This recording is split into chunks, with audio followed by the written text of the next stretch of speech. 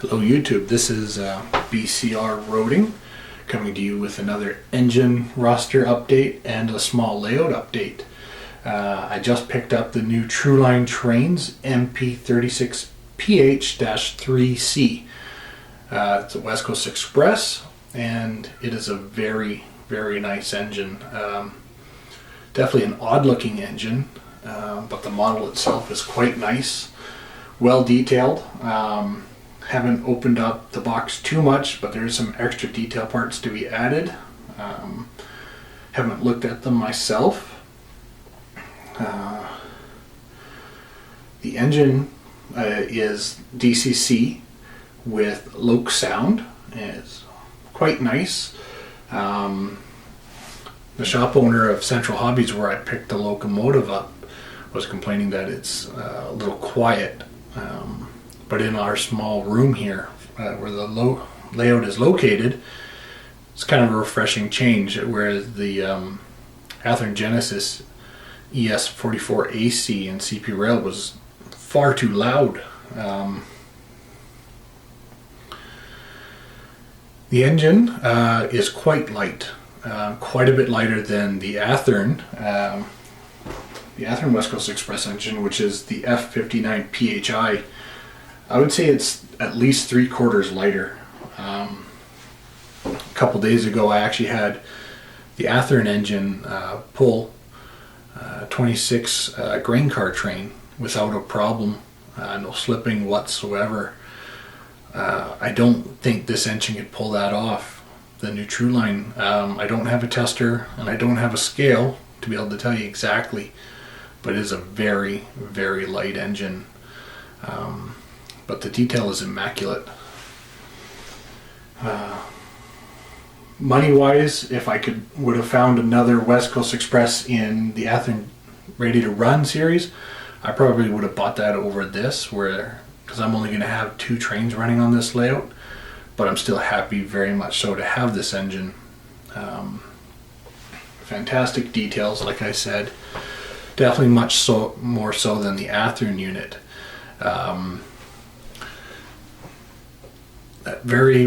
Decently bright lights. There's a little bit of bleed through on the Truline. For the price that you pay, that's a little too much as far as I'm concerned. At $329, there shouldn't be any bleed through. When you put the engine in reverse, the red marker lights come on for when the cab car is basically driving the train, which is a nice feature. One of the things about I've mentioned in the past is I don't have DCC, and this being a DCC model, even when you start it up, you have to go through the full engine startup sequence before the train will even move. You can notch it right up, with the Tech 2, right up to 95 power on it, and that engine won't go anywhere. It'll just go through its startup process, and then it'll take off like a rocket right after. So just find where the engine starts up if you don't have your DCC system yet, and let it do its thing, and then give it some more power, and you'll have a lot more control with it. I'll show you the engine now and just do a quick little run around of it. Move the Athearn out of the way.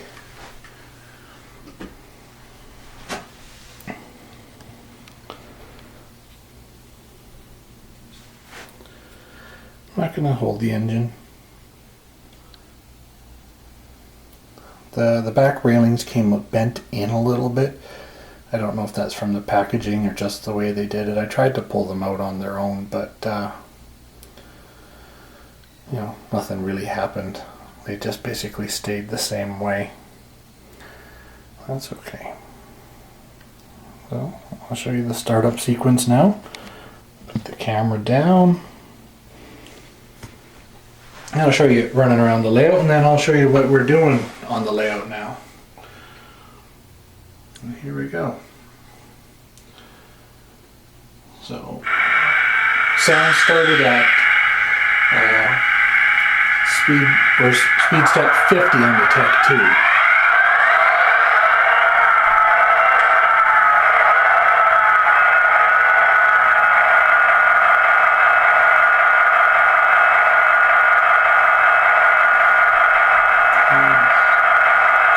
up a little bit more.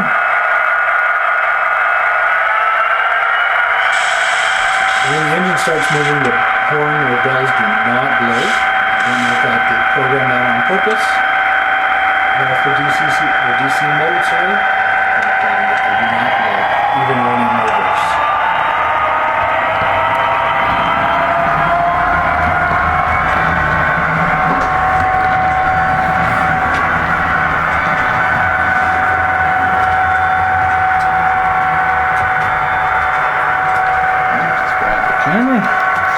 And here we go. So one of the new things that we've been working on is, you've all remembered the center island. Well, we added on an extension just so we could add a couple more storage tracks for the grain silo. Ran into a little bit of a problem. It's a little too sharp in here with the Intermountain grain cars. With the piping underneath of them, they actually can't negotiate even a 20 radius turn. So we need to do some figuring out. That's about it for that spot. We're also going to be taking out the back track of the Viterra grain elevator over here. This is coming out. And we've decided to move away from the 3D background, and we're actually going to put in a PVC pipe grain elevator. Those are 2.5 inch pipes, and they're going to be 18 inches tall, so it's going to be quite large. Got the train coming back around. I'll just show you some more of the details on it. Just give a little bit of a speed up.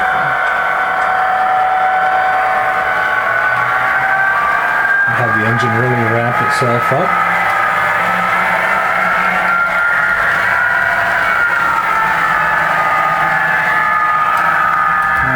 Just a little bit.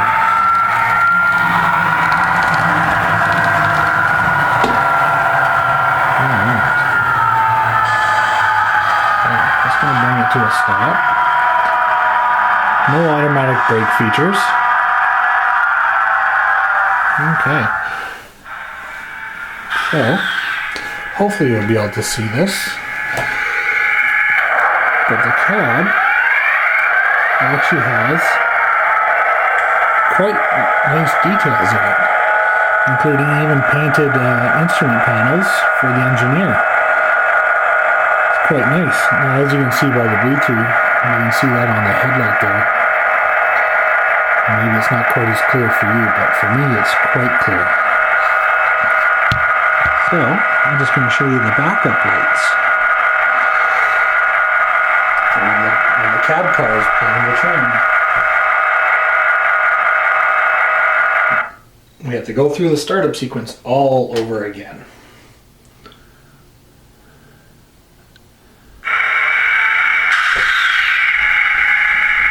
And there we go. So that's a nice feature. That's something that the Athearn engine does lack. But I will add those lights to it myself. As you can see, it's quite a nice engine. Does that fly? Sure it does. But I'm happy with it. And I'll see you on the next video update. Alright, have a good night, YouTube. Bye-bye.